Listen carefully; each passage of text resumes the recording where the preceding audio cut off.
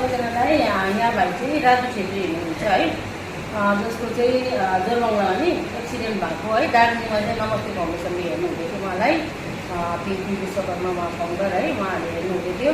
अनि अहिले चाहिँ भाइलाई चाहिँ यहाँ रेफर गरेर चाहिँ मेडिकल कलेज आएको छ र यहाँ चाहिँ अब उहाँलाई म हेर्दैछु है।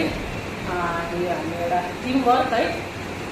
अनि उहाँ भाइलाई चाहिँ आज के अरे देखाएर चाहिँ मजाले उसको ड्रेसिङहरू पनि भयो। ड्रेसिङ गर्दाखेरि चाहिँ कहिलो जखम छ है, यहाँभित्र चाहिँ हड्डी देख्दै रहेछ उहाँको।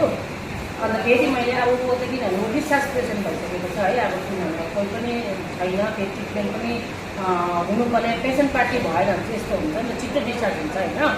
त्यही भएर अब उहाँलाई चाहिँ यहाँ हेर्दैछौँ है। अन्त फेरि उहाँलाई अन्त मैले डक्टरलाई भने भाउ त बहुत जखम गइरहेको छ, बरु मलाई दबाई लेखिदिनुहोस् न भनेर चाहिँ उहाँले लेखिदिनु भनेर चाहिँ मैले बाहिरबाट दबाईलाई लिएको है। अहिले मिलाइदिनु छ कि भाइ, यो चाहिँ यहाँ दादाहरू छ, उनीहरूले पनि दिन्छ, तिमीले आफै खानु सक्छ, तिमीले नै खाँदा हुन्छ हो। यो काँटा पनि डर लाग्छ लागेको नभनेर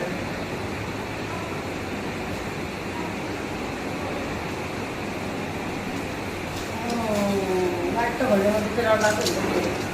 ल यो खाना खाएर खानुपर्छ 3 टाइम ल, बिहान दिउँसो बेलुका। बिहान खाजा खाएर, दिउँसो खाना खाएर, बेलुका खाना खाएर। अहिले तिमी खाना खाएर एउटा खानु ल। अनि पहिले चाहिँ ग्यासको दबाई खानुपर्छ है, एन्टिबायोटिक खानुभन्दा खाली पेट खाने हो। त्यो त खाली पेट बिहानको अहिले खाने एउटा दबाई खाली पेटमा एउटा कि, तर आज दबाई खानुभन्दा पहिला खानुपर्छ दबाई हो। अन्त यो एक एकवटा 3 टाइम ल। अनि यो चाहिँ अहिले दबाई अगाडि खाली पेट खानु। यो चाहिँ अइन्टमेन्ट हो, यो चाहिँ अहिले मैले सानो मात्रै ल्याएँ। यो चाहिँ उसलाई अझै लाग्छ किनभने घरमा लाउनु पर्ने हुन्छ। अहिले तपाईँको सानो यो चाहिँ एकैपल्ट मात्रै हुन्छ होला उसलाई हो। त्यहाँदेखि अब उसलाई दिनुपर्छ।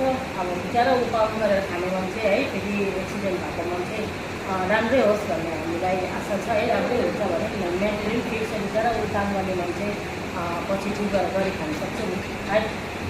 ल हुन्छ, यस्तै छ हाम्रो सेवा कार्य। सबैलाई नै निको बनाउने कोसिसमा रहनेछौँ हमेसा है। अब कोसिस त हाम्रो 100% नै हुन्छ, हामीले आफ्नो एफर्ट त 100% नै दिन्छौँ है। तर अब बाँकी त अब डक्टरहरू र नमस्कार काट्दै